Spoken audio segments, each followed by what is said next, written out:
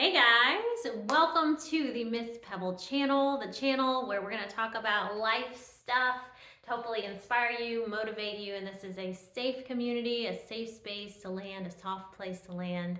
I'm Rebecca Pebble. Pebble's my middle name, not my last, and I'm excited to have you here and talking about something that I didn't think I'd be talking about at all, actually. The self-improvement trap. Woo! It's kind of ironic that somebody that devotes her whole YouTube channel to self-improvement is going to tell you how sometimes this is a trap.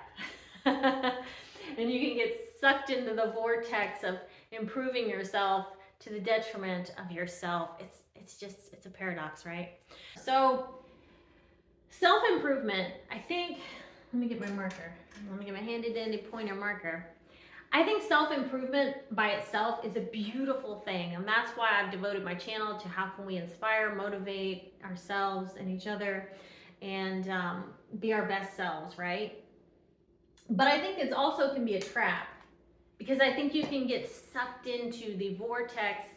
I'm going to call it the vortex of shame, like and not enoughness. Not enoughness, right? Shame, not enoughness. You are enough. I'm enough. Like, I don't need to fix a single thing. Like, I mean, yes, but no. Of course, we're always trying to better ourselves and develop and grow, and that's a beautiful thing, but you shouldn't see yourself as a permanent fix-it project. And I started seeing myself as like, oh my gosh, I've got to fix all these things about myself before I'm happy, before I can be in a relationship, before I can have the dream career, before. It's like, no, deep breath, which I should have had us do a couple deep breaths before we get started because I don't feel as grounded right now. But I think it's important to step back, take some deep breaths and go, I'm not a fix-it, like a permanent fix-it project. Oh, goodness.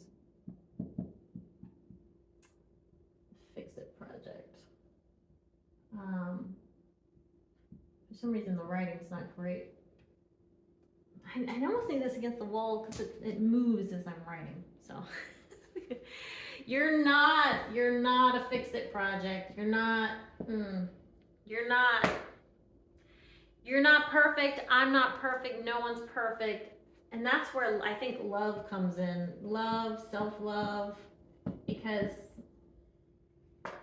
love is patient, love is kind, right? It keeps no record of wrongs. All right. And I think this is almost like what we need to give more of to ourselves and to each other, is sort of like realizing people are where they are in consciousness and life. They just are where they are. And they'll get to higher heights. But we can't push them, and we can't push ourselves and be like, why aren't you ready yet? Why aren't you healed yet? Why aren't you fixed yet? Because it's just going to be back to the vortex of shame and not enoughness.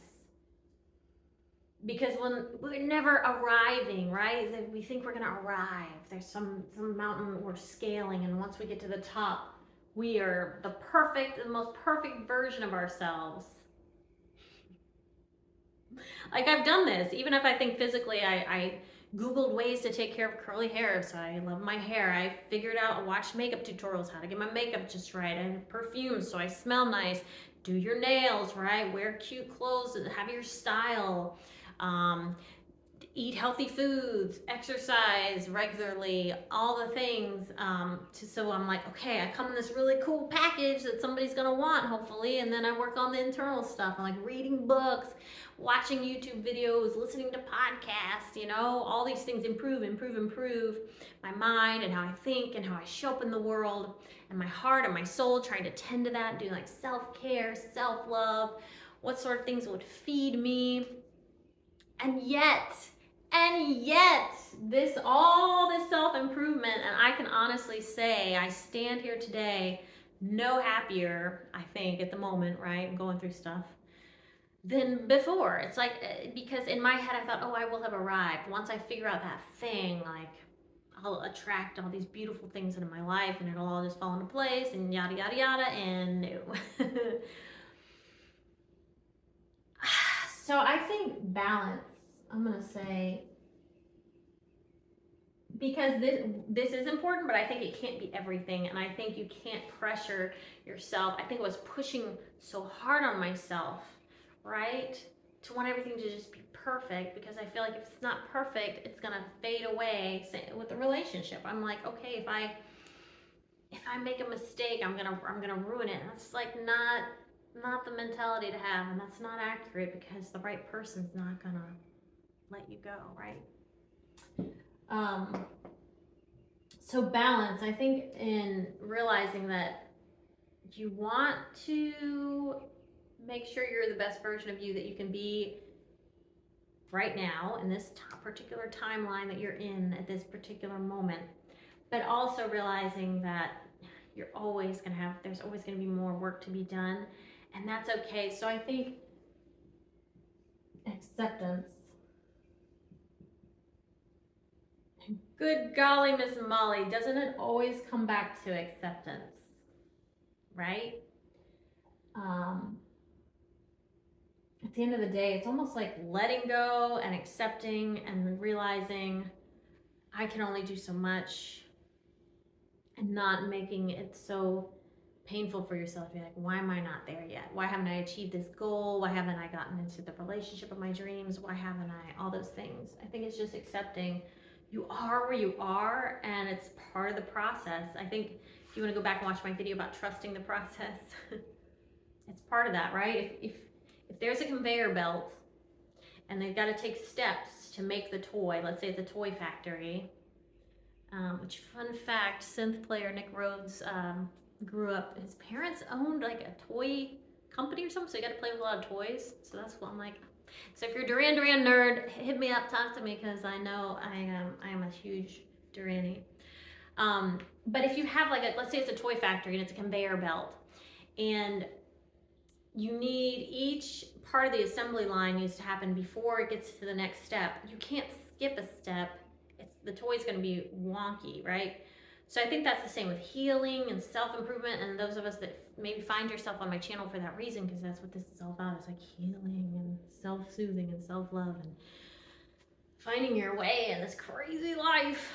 I think it's just remembering that it's going to take all those steps and accepting where you are in the process and saying, okay, this is where I'm at, and I'm just gonna, even if it's just like 1% better each day, I'm gonna get there, and just to trust. So I think that's it with the self-improvement trap. I tried to do something fun with my markers this time.